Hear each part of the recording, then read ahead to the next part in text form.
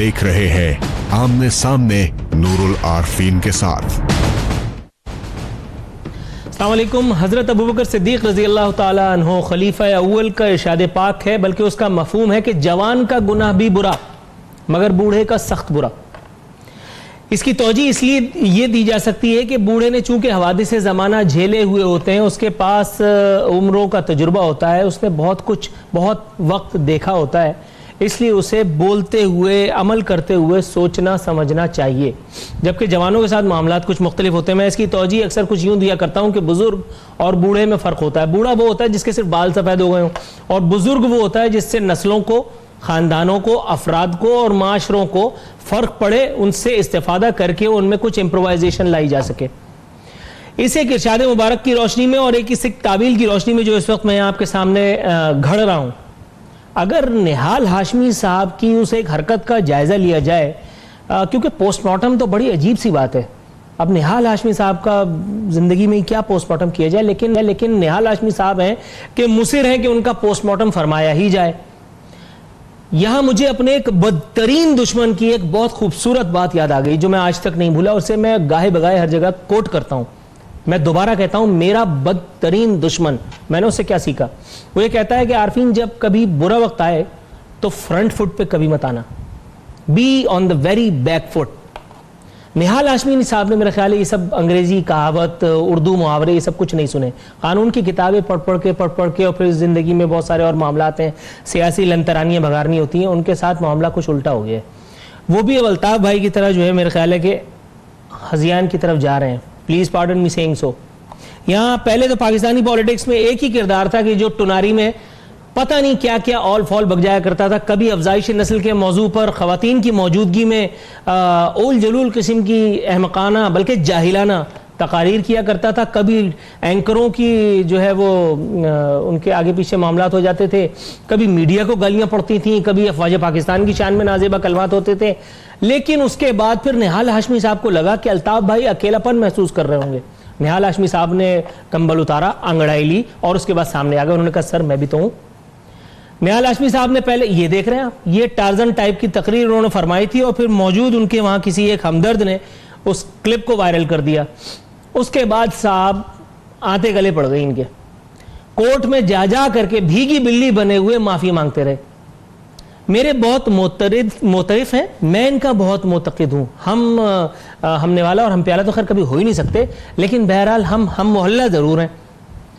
लेकिन उसके बावजूद भी कि ये मेरी सलाहियतों का मुख्तलिफ फोरम्स पे एतराफ़ करते पाए गए हैं, मेरे प्रोग्राम में आने से अक्सर एतराज़ भी कर रहे हैं। अब एक प्रोग्राम है जिसमें मैं फतवा का सिलसिला रखे हुआ हूँ, ऑडियो पेपर पे कभी कभी काम चला लेते हैं। लेकिन निहाल हाशमी साहब, सर आपने मुझे मजबूर कर दिया आज कि मैं आपकी जो है वो इस एक हरकत का पोस्टमार्टम फरमाई डालूँ। जज्बातियत की भी कोई इंतहा होती है, हिमाकत की भी कोई हद होती है, लेकिन हर हद से परे जो कुछ होता है वो ये सब कुछ है। अभी कल इन्होंने एक तकरीर फरमाई, उसमें उन्होंने ये बताया कि हम दुश्मन से 1 इंच ज़मीन भी वापस नहीं ले सके। अब वो पता नहीं मौका महल क्या था। अच्छा, पहले मैं तो ये सोच रहा हूँ कि निहाल हाशमी साहब पे अकेले ही एक मुकदमे की दरख्वास्त की है किसी ने। मैं तो ये सोच रहा हूँ कि उस तकरीब के मुंतज़मीन पे पहले एक मुकदमा ठोक दिया जाए कि भाई आपको गेस्ट मुंतखब करते हुए आपकी अकल कहाँ घास चरने चली जाती है। अगर PR बनानी है, मतलब रिलेशनशिप बिल्डिंग ही करनी है, कोई रिलेशनशिप मैनेजर आपने रखा हुआ है बेचारा जो पैदागिरी करके इसी तरह से लोगों को आपके सामने लाया जा रहा है, तो आप कम से कम use your head, use your brain. भाई क्या कर रहे हो? यहां तो माइक देखते ही लोग आगे पीछे हो जाते हैं, क्या बोलना है क्या नहीं बोलना उनको ख्याल नहीं होता। निहाल हाशमी साहब जीती जागती मिसाल है अल्ताफ भाई के बाद। फरमा रहे हैं हमारे पास जो असलहा और एटम बम है ये सिर्फ नुमाइशी है। शायद उनको ये गलतफहमी है कि शब बारात पे चलाने के लिए हमने रखा हुआ है। फरमाया कि पाकिस्तान का क़याम भी सियासी जद्दोजहद का नतीजा है और इसमें कोई इंकिशाफ नहीं है, ज़ाहिर है। मैं ये पूछना चाहता हूँ निहाल हाशमी साहब से कि उन्होंने जो इतने अरसे तक वकालत के मैदान में मेरे ख्याल है अपना वक्त ही बर्बाद किया है।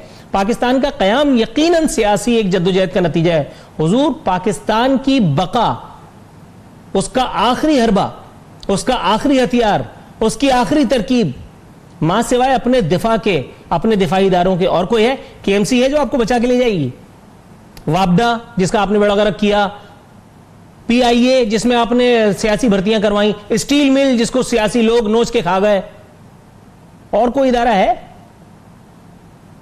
यार, कोई खुदा का खौफ करे, मतलब ऑल फॉल माइक देख लिया और मतलब बाहर हो गए। उसके बाद बम को लात मारी और फिर मुकर गए। इस पर मुझे याद आया, 100 किस्म के झगड़ों से बचा लेती है मुझको, 100 किस्म के झगड़ों से बचा लेती है मुझको, हर बात से ये साफ मुकर जाने की आदत। MQM के एक बड़े सीनियर जय्यद रहनुमा से मेरी मुलाकात हुई, तो मैंने उनसे पूछा कि अल्ताफ भाई, जब हजियान बकते थे तो आप लोग ये जो आकर के सीना चौड़ा करके और मुंह पे झूठ बोलते थे, कभी हंसी नहीं आती थी? कहते थे यार बड़ी प्रैक्टिस करनी पड़ी, बहुत प्रैक्टिस की तब जाकर के, वरना शुरू में तो हम लोग भी ऐन गैन हो जाया करते थे। ढिठाई तेरा सहारा, हमें तो यही बताया गया कि इसको इसी अंदाज में याद किया जाता है। फरमाते हैं ये मेरे बयान को गलत रंग दे दिया गया, अफवाज हमारा फख्र है। अब जाहिर है मामला यहां तक पहुंच जाए तो फिर तो किसी का भी फख्र होंगे, फिर तो महमूद अचकज़ई भी अफवाज पाकिस्तान जिंदाबाद के नारे लगाएगा, कहेगा ISI जिंदाबाद, जबकि उनका किरदार क्या है, उनके मामलात क्या है, वो सब जानते हैं। याद रहे कि निहाल हाशमी साहब मद्दज़लहु अली पहले ही तौहीन अदालत का केस एक भुगत चुके हैं, 5 साल की नाअहली भुगत रहे। अब किसी सरकारी मनसब पे वो जलवा अफरोज नहीं हो सकेंगे। सुप्रीम कोर्ट के सामने जो सुबकी, पूरी कौम के सामने जो सुबकी वो भुगत चुके हैं, उससे कता नजर 1 माह की कैद भी हुई थी। मगर जाहिर है कि यहाँ जब सियासतदान के साथ कोई गिरफ्तारी वगैरह के मामलात होते हैं तो सबसे पहले उसके जिस्म का जो हिस्सा फेल हो जाता है, बेकाबू हो जाता है, वो होता है उसका दिल। निहाल हाशमी साहब ने भी कमाल अदाकारी करते हुए मशाल फिल्म में दिलीप कुमार की याद को ताज़ा करते हुए दिल पे हाथ रखा और अंटा गफील हो गए।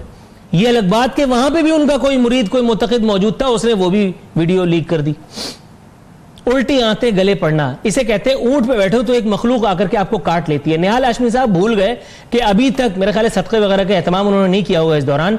ये बुरा वक्त उनका टला नहीं था, उनको चाहिए था कि एक बख्तरबंद लेकर के उसमें चुपचाप बैठ जाते कि जब तक ये बुरा वक्त न टलता। फिर एक पब्लिक फोरम पे गए और जाकर के ऑल फॉल बक करके आ गए। एक उनका मुतक़िद है, फरमाता है कि जाने अनजाने में दुश्मन मुल्क के प्रोपेगंडे का प्रचार किया गया, इसलिए इनके खिलाफ पर्चा काटा जाए। अभी टेलीविजन पे कुछ देख करके आ रहा हूं जिसमें एक बहुत बड़े फोरम पर एक ऐसी जबरदस्त किस्म की हस्ती को मैंने बैठे देखा जिसपे मुताद्दिद पर्चे पहले से मौजूद हैं। कितने पर्चे किस किस पे कटवाएंगे हुजूर? यहां तो पता नहीं किस किस पे। अदालत कह रही है कि IT मिनिस्टर कहां है बलवा केस में, नाम में उनके भी सिद्दीकी आता है, उनपे तोहमत है कि वो सिद्दीकी, हालांकि वो है नहीं, खालिद मकबूल। इंफॉर्मेशन मिनिस्टर इश्तिहारी, अदालत कह रही है उसको लेके आओ, और इंफॉर्मेशन मिनिस्टर है कि एक अवार्ड की तकरीब में एक बिजनेसमैन को मुस्कुराते हुए अवार्ड दे रहा है। अब आप बताइए इससे ज्यादा भयानक मजाक कहीं हो सकता है? एक आदमी जो इश्तिहारी है वो एक अवार्ड सेरेमनी में चीफ गेस्ट है। हंसी आती है मुझे हजरत इंसान पर, फेल बद खुद करे लानत भेजे शैतान पर। हो सकता है आपको फौज से, अफवाज पाकिस्तान से, इदारों से कुछ शिकायत हो सकता है, मुझे भी हो, लेकिन क्या ही जरूरी है कि मुंह फाड़ने से पहले मैं कुछ सोचूं नहीं। अच्छा एक बात और, हम कमाल सोसाइटी है, हम कमाल मुआशरा है। हम बहुत सारी बातें करते हैं कि जी जमहूरियत को पनपने नहीं दिया जाता, इदारों ने आकर के, और इदारों का मतलब ज़ाहिर अफवाज पाकिस्तान और इंटेलिजेंस एजेंसीज के अलावा और कोई भी नहीं होता। ये सिर्फ दिल गुर्दे की बात होती है कि मुंह खोलने से पहले सोचते नहीं है, और जब बात करनी होती है तो ISI के नाम लेते मौत आती है। हम वो कौम हैं, हम वो मुआशरा है, हम वो लोग हैं कि जहां अगर कराची में या पाकिस्तान में या किसी जगह कोई सैलाबी सूरत हाल हो तो हम सबसे पहले फौज को पुकारते हैं। नाता खानगोट पे कराची में पानी भर गया, उसके लिए हमने फौज को बुलाया। एक खबर मैं आपके सामने पेश कर रहा हूं, बता रही है कि सिंध में बिजली चोरी का खात्मा, रेंजर्स की मदद लेने पर गौर, नादहिंदगान के खिलाफ, और कराची में पानी सप्लाई की मॉनिटरिंग के लिए भी रेंजर्स की मदद ली जा सकती है। मेरा ख्याल है कि नमाज पढ़ने के लिए भी शायद रेंजर्स को किसी वक्त बुलाया जाएगा, घर में आटा प्याज डलवाने के लिए भी रेंजर्स को बुलाया जाना रह गया है, क्योंकि जमहूरियत सिर्फ बांसुरी बजाने में लगे हुए, एक दूसरे को छीलने में लगे हुए। एक कह रहा है कि तूने गलत किया, वो कह रहा है कि तूने गलत किया, वो कह रहा है कि मैं छील रहा था वो जायज है, मैं छील रहा हूं तो वो हलाल था, तूने छीला तो वो हराम है। सब एक दूसरे की पगड़ियां उछाल रहे हैं, सब एक दूसरे की पगड़ियां उछाल रहे हैं, किसी का कोई सर पैर समझ में नहीं आता। आप जमहूरियत के दिलदादा हैं, जमहूर को क्यों भूल जाते हैं जो हर बार बेवकूफ बन करके आपको वोट देती है? ये जो आप मुस्तफा कुरैशी या सुल्तान राई या वो क्या इंडिया में कौन है, सनी देओल, ये बनने की अदाकारी कर रहे होते हैं, उस वक्त आपको, मैं नाम नहीं लेना चाह रहा, हालांकि मैं ले सकता हूं, 2 इंस्टेंसेस है, एक बहुत ही ज्यादा संगीन है, कोर्ट नहीं कर सकता।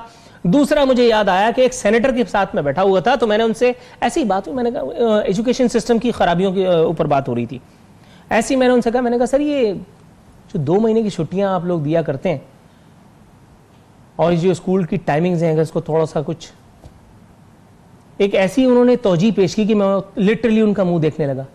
मैंने उनसे पूछा, मैंने सर महज़ब माशरों में क्या होता है? कहने लगे कि तुम्हें लगता है कि हम महज़ब माशरा है? भाई खुद भी नौकरी करो और हमें भी नौकरी करने दो। कैन यू बिलीव, वक्त का एक सेनेटर, उस वक्त का एक सेनेटर ये बैठ करके कह रहा है। एक और साहब से बात हुई, बड़े जलील कद्र ओहदे पर से, कराची ऑपरेशन रद्दुल फसाद और क्या नाम था उसका, ज़रबेज़। मैंने उनके बयानात पढ़े हैं उसके हवाले से कि जी क्या बात है और फलाना और ठिकाना और पाकिस्तान की तो तकदीर बदल गई। और जब सामने बैठे तो जो कुछ वो कह रहे थे, ना वो ज़ब्त तहरीर में लाया जा सकता है, ना उसका बयान करना ही मुनासिब है, क्योंकि मैं निहाल हाशमी नहीं हूं। शायद इसीलिए सयानों ने कहा है कि बोलने से पहले तोल लेना जरूरी है, कैलकुलेट बिफोर यू स्पीक। निहाल हाशमी साहब ने मेरा ख्याल है इस तरह की कोई चीज़ नहीं सुनी थी। मेरा ख्याल है यहाँ मुझे ब्रेक की कॉल दी जाने वाली है, अक्लमंद को इशारा काफ़ी होता है, स्ट्रेट जाएंगे ब्रेक पर। ब्रेक से वापस आऊँगा तो मेरे साथ मौजूद होंगे फैयाजुल हसन चौहान साहब, वज़ीर इत्तलात हैं पंजाब के, साथ ही साथ पाकिस्तान पीपल्स पार्टी और पाकिस्तान मुस्लिम लीग नून के रहनुमा भी हमें ज्वाइन करेंगे शो में। हमारे साथ रहिए।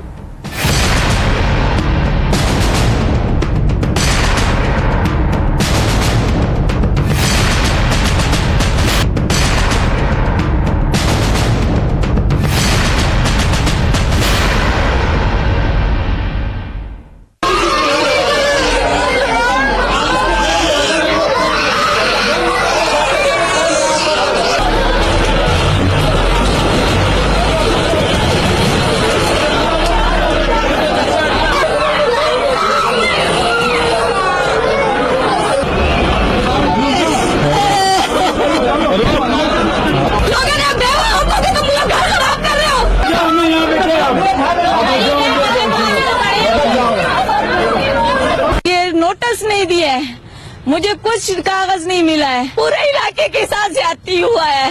तिलावतें करते थे, खत्म कुरान पढ़ते थे कि ये वोट जीत ले, इसको सीट मिले, लेकिन उसको सीट मिल गया।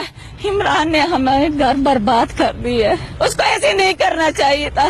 ये नवाज शरीफ का काम ऐसा नहीं था जैसे आपने कर दिया। आप मुझे घर दे दो ना, मैं अपने बच्चों को उधर ले जाऊं।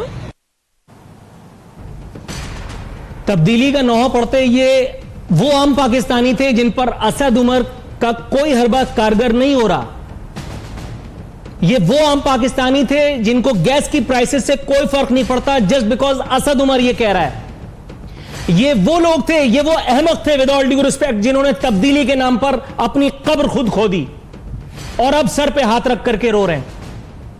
आई मे साउंड के मैं बायस हो रहा हूं, लेकिन मुझे एक बात बताइए, अगर आपके बच्चे को कोई हाथ पकड़ करके इस वक्त घर से बाहर निकाल दे और उससे कहे KDA, LDA, DDA, BDA, MDA, पता नहीं कौन सा डीए, और आकर के आपको एक लव लेटर दिखाया कि जी आप गैर कानूनी है, तो आप उसके गाल के ऊपर, उसके रुखसार के ऊपर अपने हाथ से एक निशान बनाना चाहेंगे या नहीं कि जिस वक्त मैं यहां प्लॉट ले रहा था, जिस वक्त मैं यहां घर बना रहा था, तुम कहां गायब थे? मैं इस वक्त ऑन एयर बैठ करके बता रहा हूं, ये जो बड़े बड़े फिरौन और चैंपियन है, कराची एयरपोर्ट के बिल्कुल सामने जहां मल्टी स्टोरी बिल्डिंग बनाना ममनू है, शजर ममनुआ है, तमाम इदारों की मिली भगत से मल्टी स्टोरी बिल्डिंग कंप्लीट बिक चुकी है, मगर रिश्वत का बोलबाला है, रिश्वत का बोलबाला है। कराची एयरपोर्ट के बिल्कुल सामने multi storey building, MDA, KDA, DDA, BDA, ये सब कहां झक मार रहे हैं? इससे पहले कि मैं मजीद हजियान बकूं, मैं अपने मेहमानों की तरफ चले जाऊं। मेरा गुस्सा फैयाजुल हसन चौहान साहब पे उतरना था, लेकिन शूमी किस्मत के इस वक्त पंजाब की बहाली के ठेकेदार उस्मान बुजदार, उन्होंने उनको पंजाब के अवाम की हालत को बेहतर बनाने के लिए सीएम हाउस में बुला लिया। वो जो पेट्रोल के पैसे हैं वो तो मेरी डीएसएनजी से मैं बाद में उनसे निकलवाऊंगा, फैयाज साहब से। इस वक्त मैं जाऊंगा, मेरे साथ मौजूद है बैरमन खान साहब, सेनेटर है, पाकिस्तान पीपल्स पार्टी से इनका ताल्लुक है। सर अस्सलाम वालेकुम। वालेकुम अस्सलाम, thank you so much. Sir मैं ये नहीं कहता कि आपकी हुकूमत बहुत अच्छी है, मैं ये नहीं कह रहा कि पिछली हुकूमत बहुत बुरी थी, मैं ये नहीं कह रहा कि ये हुकूमत बहुत ज्यादा जो है ना हमारी तवक्कुआत पर पूरा नहीं उतर पाई, लेकिन अनफॉर्चुनेटली जो एक साउंड बाइट, जो एक क्लिप हमने थोड़ी देर पहले देखे, वो उस तब्दीली का नौहा पढ़ते नजर आ रहे हैं। और उसकी रोशनी में मुझे बिलावल साहब का वो बयान जो सियासी बुग़्ज़ में चाहे दिया गया हो, ऐन हक नजर आता है, जिसमें वो कह रहे हैं कि ये तहरीक इंसाफ नहीं, तहरीक इंतकाम है। क्या कहेंगे आप?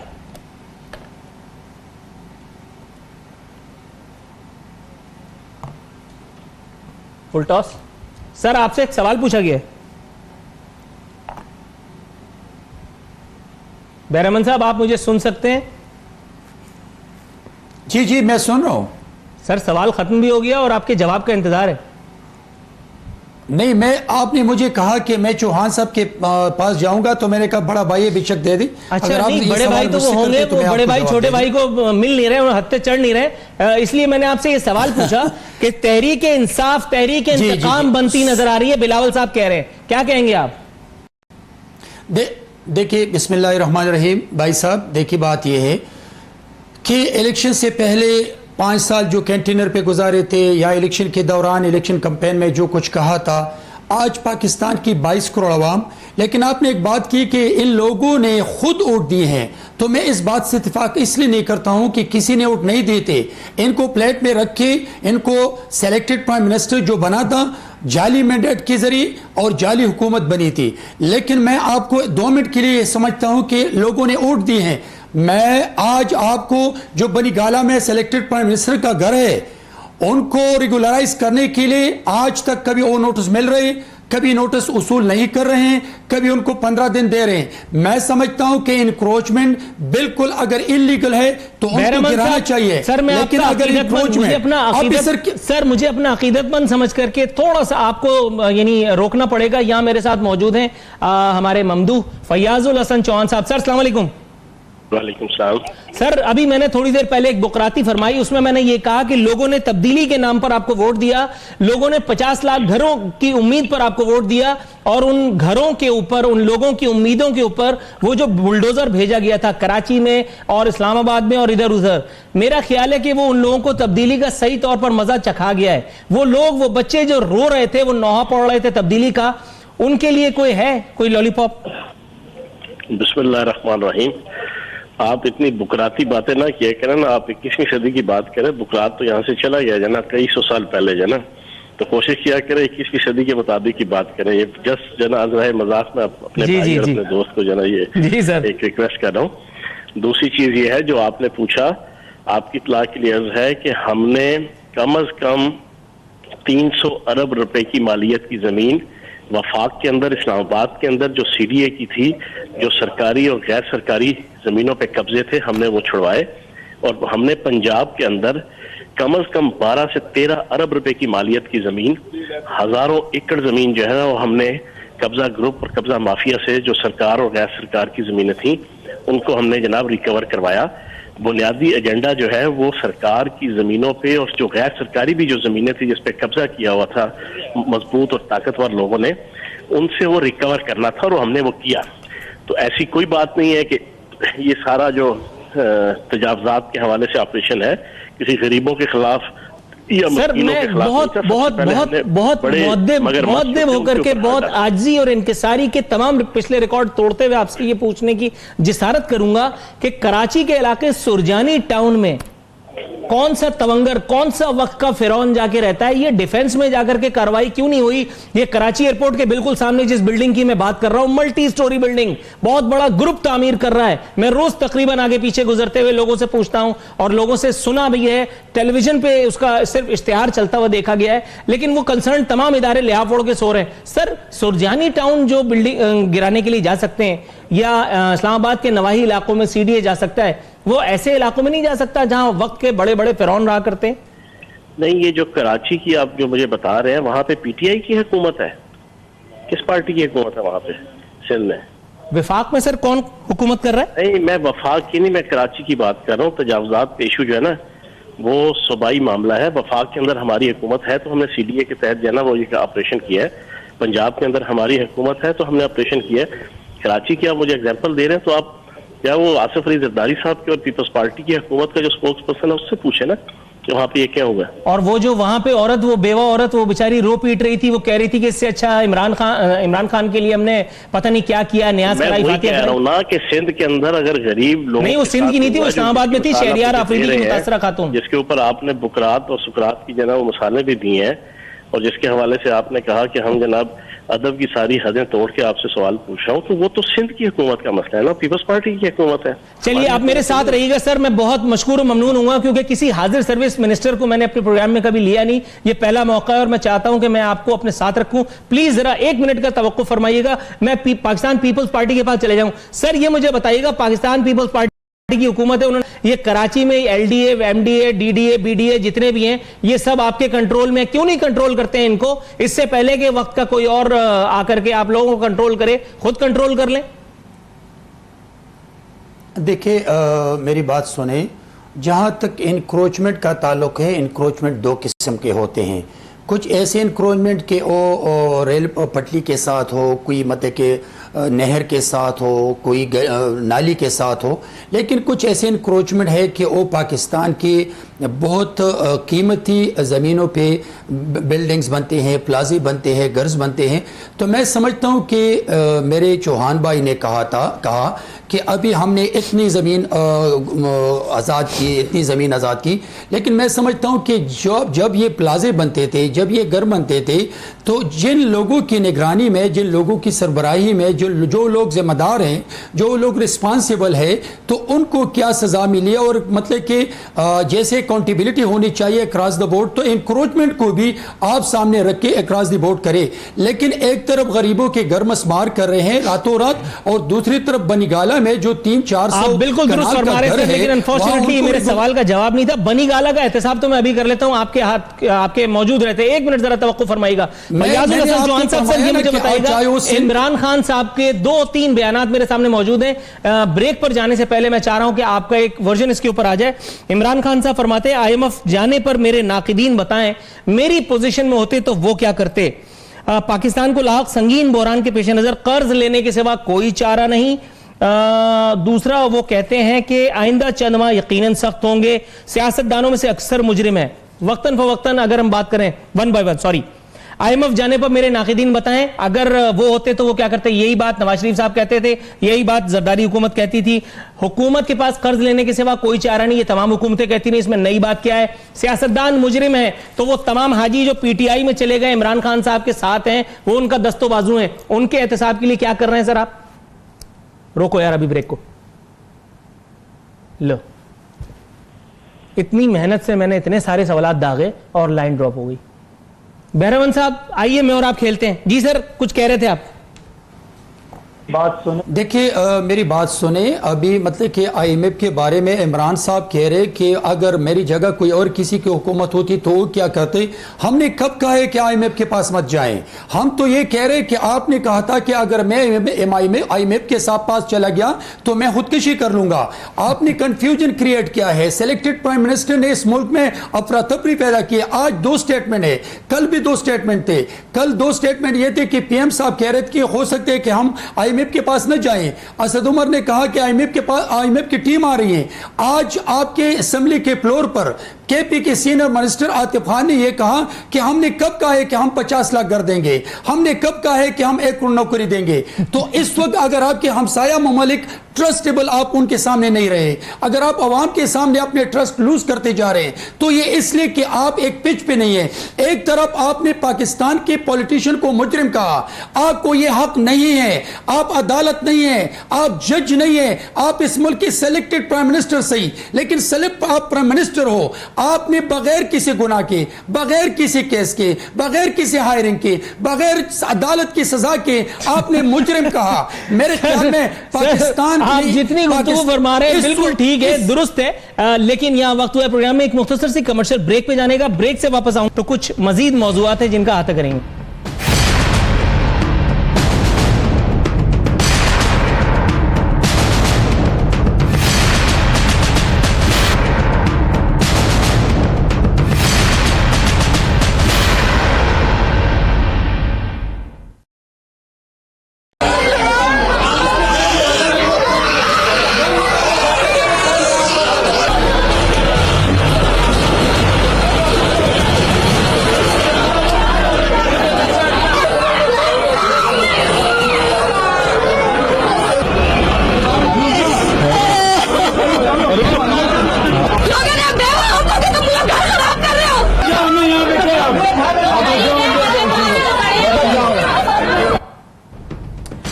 साहब, सर अगर इन औरतों का, इन बच्चों का रोना पीटना कुछ असर रखता है, कोई हैसियत है इन लोगों की, ये वो जमहूर है जिसकी कब्र पे खड़े होकर जमहूरियत की बांसुरी बजाया करते हैं, जमहूरियत नवाज। सर विफाक ने तो कह दिया कि ये सूबाई एक मसला है। आप मुझे ये बताइए कि आपके पास है कोई लॉलीपॉप मुझे देने के लिए, ताकि मैं अपने नाजरीन को इसी एक प्रोग्राम के थ्रू दे दूं, उनसे ये कह दूं कि कराची में हाई राइज बिल्डिंगें बनती रहेंगी, गरीबों के मस्कन इसी तरह से तोड़े जाते रहेंगे, क्योंकि जमहूरियत है, जमहूर जाए जहन्नम में, जमहूरियत फलती फूलती रहे, अल्लाह उसे नजरेबद से बचाए।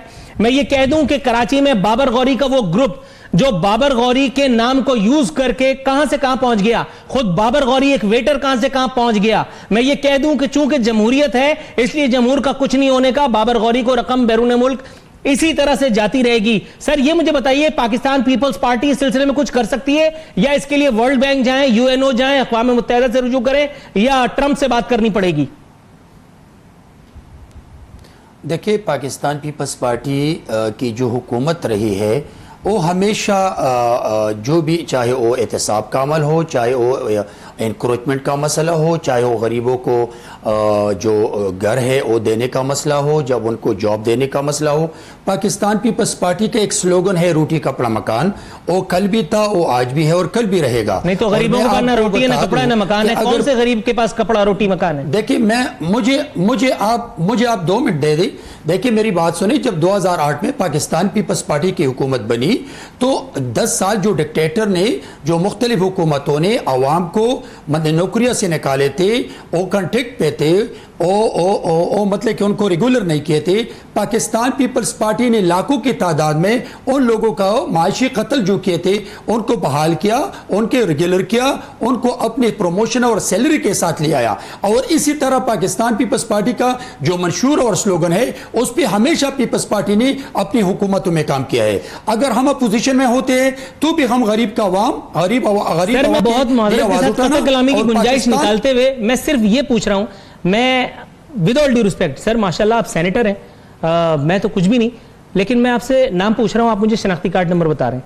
मैं आपसे ये पूछ रहा हूं कि कराची में सुरजानी टाउन के ये आपके कुछ लगते हैं या नहीं? और आप मुझे ये कह रहे हैं कि सन 1947 में जब पाकिस्तान बना, तो sir with all due respect, मैं आपको ये बातें पढ़ा नहीं रहा, मैं बहुत इज्जत इंकिसारी के साथ आपसे सिर्फ ये पूछना चाह रहा हूं कि सुरजानी टाउन में जो कयामत ढाई जा रही है, अगर ये सारे इंक्रोचर्स हैं और इनको सजा दी गई है इनके किए की, तो ठीक है, तो फिर ये बाबर गौरी किसका सगा है?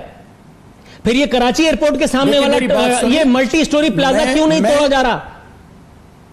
ये मैं आपसे कमिटमेंट कर रहा हूं कि मैं इस वक्त केपी में बैठा हूं, और मतलब कि मुझे जो आप नाम ले रहे, मैं सीएम साहब से बात करूंगा, मैं मिनिस्टर साहब से बात करूंगा, लेकिन Pakistan peoples party across the board encroachment करेंगे, चाहे वो बाबर गौरी का मसला हो, चाहे वो कोई रिच मैन आदमी का मसला हो, चाहे वो गरीब का मसला हो। लेकिन अगर उसने इलीगल एनक्रोचमेंट की है तो पाकिस्तान पीपल्स पार्टी की हुकूमत उस पर स्टैंड लेगी। लेकिन ऐसा नहीं करेंगे कि गरीब का घर गिराएंगे और बनीगाला के घर को तहफ्फुज़ देने के लिए उसके लिए कानून बनाएंगे। पाकिस्तान पीपल्स पार्टी का नारा है रोटी कपड़ा मकान, और रोटी कपड़ा मकान भी अक्रॉस द बोर्ड देंगे, चाहे जिसका हक हो उसको दे देंगे। मैं आपसे कमिटमेंट करता हूं एज ए सेनेटर कि अगर वहां पर किसी ऐसे बंदे की इंक्रोचमेंट हो, कोई प्लाजा हो और वो आप मेंशन करते हैं, तो मैं आपको ये यकीन दिलाता हूं कि अक्रॉस द बोर्ड वहां पर इंक्रोचमेंट जहां पर भी हो वो अपना रोल प्ले करेंगे, और हुकूमत पाकिस्तान उनसे पाकिस्तान की जो जमीन है, जो हुकूमत की जमीन है, उनको वारगुजार करेंगे इंशाल्लाह। सर मैं आपकी आमद का इंतहाई मशकूर हूँ, और मोहम्मद जुबैर साहब अनफॉर्चुनेटली हमारे साथ शरीक नहीं हो पाए गुफ्तगू में, बावजूद कमिटमेंट, कोई मसरूफियत होगी मेरा ख्याल है, आइंदा कोशिश करेंगे उनको उनका वर्जन किसी और प्रोग्राम में शामिल कर सकें। ना आज का प्रोग्राम गुफ्तगू जो रही वो आपके सामने है, तब्दीली किस हद तक आई, सिंध हुकूमत ने आपके लिए मेरे लिए क्या किया, इसका फैसला आप पर छोड़ते हुए यहाँ नूर आरफीन सिद्दीकी और आमने सामने की टीम को इजाज़त दीजिए। फ़ी अमान अल्लाह।